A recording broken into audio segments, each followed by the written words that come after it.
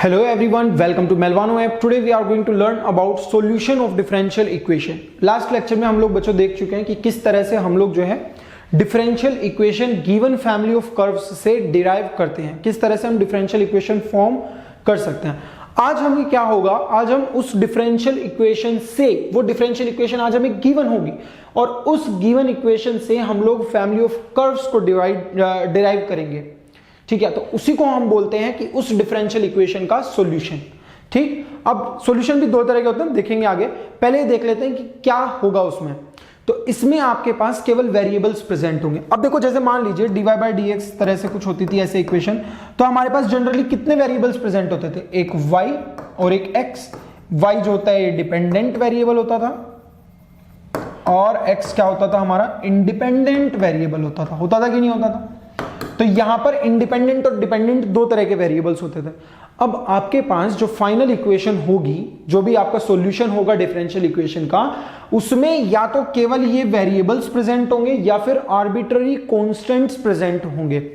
आपका कोई भी डिफरेंशियल कोफिशिएंट प्रेजेंट नहीं होगा, जैसे कि dy बाई डी एक्स हुआ, d2y बाई डी एक्स 2 हुआ, d3y बाई डी एक्स 3 हुआ। तो इस तरह का कोई भी डिफरेंशियल इक्वेशन जो है, डिफरेंशियल कोफिशिएंट जो है हमारा फाइनल सॉल्यूशन में प्रेजेंट नहीं होगा।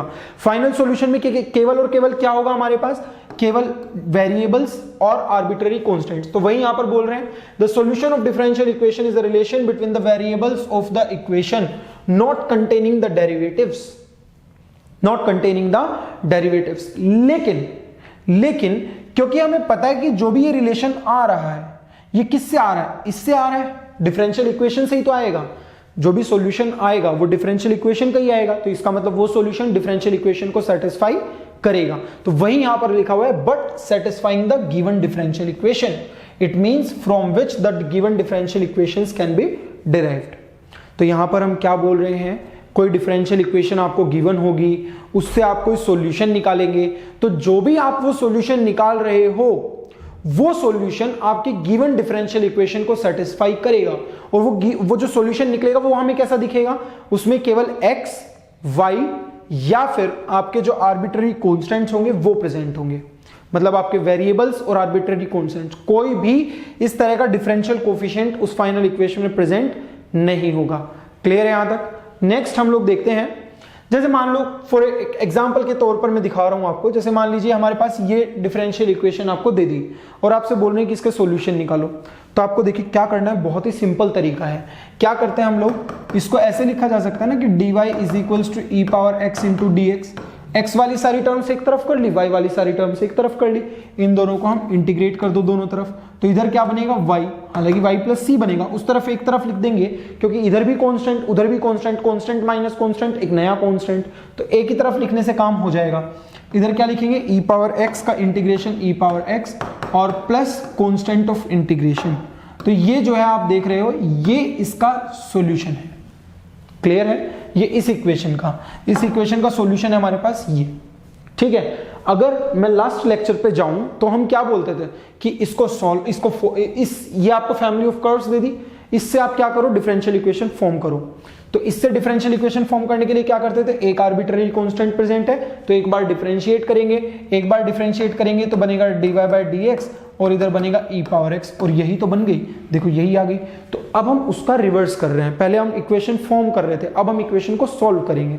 तो जस्ट रिवर्स प्रोसेस है। जैसे मान लो एक और एग्जांपल है हमारे पास, यहां पर दिया हुआ है कि dy by D X is equals to P X plus Q, ये है। इसमें भी आप y की टर्म्स को एक तरफ लिख लो और x की टर्म्स को इस तरफ हम ऐसे लिख सकते हैं, P X plus Q into D x. दोनों तरफ अगेन इंटीग्रेट कर देंगे, तो इधर मिलेगा y, इधर मिलेगा पी एक्स स्क्वायर बाई 2, इधर मिलेगा क्यू एक्स और एक नया कांस्टेंट हम लगा देंगे यहां पर c। क्लियर है। तो इस तरीके से जो है हम लोग इन इक्वेशंस को भी सॉल्व कर सकते हैं। तो यहां पर हमारे पास ये इक्वेशन बन जाएगी। क्लियर है। तो इस तरीके से हम यहां पर देख सकते हैं। अब आप सोच रहे होंगे कि सर यहां तो p q c तीन कांस्टेंट है। अरे तीन कांस्टेंट नहीं है, क्योंकि यहां पर हम देख पा रहे हैं कि ये तो हमारे फाइनल इक्वेशन में प्रेजेंट है ना, तो इसका मतलब हम बोल सकते हैं कि इनको इन्होंने एक कांस्टेंट माना होगा, आर्बिट्ररी नहीं माना है।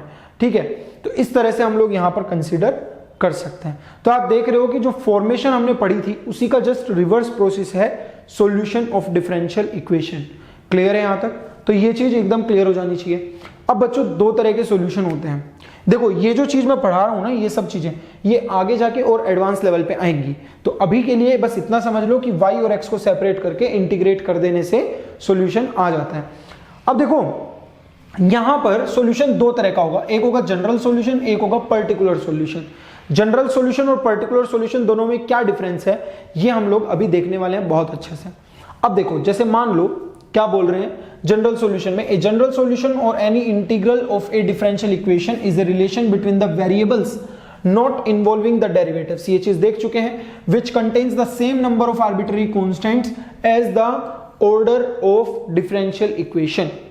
मतलब एक ऐसा सॉल्यूशन जिसमें उतने ही आर्बिट्ररी कांस्टेंट प्रेजेंट हो जितना कि डिफरेंशियल इक्वेशन का ऑर्डर। ठीक है, जैसे मान लो सपोज मेरे को ये डिफरेंशियल इक्वेशन दे दी, ये क्वेश्चन हम लास्ट क्लास में कर चुके हैं फॉर्मेशन वाली क्लास में। तो अगर मान लो ये डिफरेंशियल इक्वेशन गिवन है, अब मुझे पता है कि इसका ऑर्डर कितना है यहां पर 2। अब हमने ये चीज भी देखी थी कि ये कब आता था, जब हमें क्वेश्चन में ये गिवन था। तो अब हमें ये गिवन होगा और इससे हम ये लिखेंगे। ठीक है, तो यहां पर हमारे पास क्या बोल सकते हैं, यहां पर आर्बिट्ररी कांस्टेंट्स कितने हैं 2। तो वही यहां पर लिखा हुआ है कि जब आपके पास इक्वेशन इस तरह से प्रेजेंट हो आर्बिट्ररी कांस्टेंट की फॉर्म में, आर्बिट्ररी कांस्टेंट की फॉर्म में अगर इक्वेशन प्रेजेंट है तो हम उसको बोलेंगे बच्चों जनरल सॉल्यूशन। यहां पर आप देख भी सकते हो ए और बी दो आर्बिट्ररी कांस्टेंट है और जो डिफरेंशियल इक्वेशन है उसका ऑर्डर भी कितना है हमारे पास 2। क्लियर है, तो ये तो हमारा जनरल सॉल्यूशन। अब हम देखते हैं पर्टिकुलर सॉल्यूशन। अब पर्टिकुलर सॉल्यूशन कुछ भी नहीं है, हम क्या करेंगे इन ए और बी को कुछ पर्टिकुलर वैल्यूज असाइन कर देंगे, तो उसको सॉल्यूशन को हम क्या बोल देंगे पर्टिकुलर सॉल्यूशन। जैसे कि यहां पर देखिए आप लोग क्या लिखा है, पर्टिकुलर सॉल्यूशन और particular integral is that solution of differential equation which is obtained from the general solution by assigning particular values to arbitrary constant in the general solution. General solution में पर्टिकुलर वैल्यूज कुछ हम assign कर देंगे जो भी हमारे arbitrary constant है उनको। जैसे ही आपने वो वैल्यूज असाइन की तो वो सॉल्यूशन जनरल से क्या बन जाएगा पर्टिकुलर। जैसे यहां पर आप देखो कि वो सॉल्यूशन में हमारे ए और बी लिखे थे, यहां पर ए को हमने 10 दे दिया, बी को क्या दे दिया 5। तो इस तरह से आप देख सकते हो कि ये जो होगा ये एक पर्टिकुलर सॉल्यूशन होगा इस डिफरेंशियल इक्वेशन का। जनरल सॉल्यूशन नहीं है ये क्या है हमारा एक पर्टिकुलर सॉल्यूशन। तो ये हुआ हमारा जनरल सॉल्यूशन और पर्टिकुलर सॉल्यूशन की बात। बाकी हम लोग आने वाले लेक्चर्स में यही देखने वाले हैं कि कैसे हम लोग डिफरेंशियल इक्वेशंस को सॉल्व करते हैं। तो अभी ये जो है solution of differential equation basically ये स्टार्ट हुआ है। ठीक है, तो अभी हम लोग सिर्फ एक बेसिक आइडिया लिए हैं कि सॉल्यूशन में हमें करना क्या है बेसिकली। तो आपको डिफरेंशियल इक्वेशन गिवन होगी, उसे कहीं ना कहीं इंटीग्रेट करके किसी ना किसी तरह से हम लोगों को एक पर्टिकुलर इक्वेशन तक पहुंचना है जिसमें केवल x, y और आर्बिट्ररी कांस्टेंट्स प्रेजेंट हो, वहां पर आपका कोई भी डिफरेंशियल कोफिशिएंट प्रेजेंट नहीं होना चाहिए। ठीक है, तो इस तरह की इक्वेशन को हम लोग क्या बोलते हैं उनका सॉल्यूशन, डिफरेंशियल इक्वेशन का सॉल्यूशन। ठीक है, okay, so this is all about today's lecture. Rest other things will be looking at in the upcoming lectures. Okay, so I hope you did follow this lecture. See you in the next one. Thank you.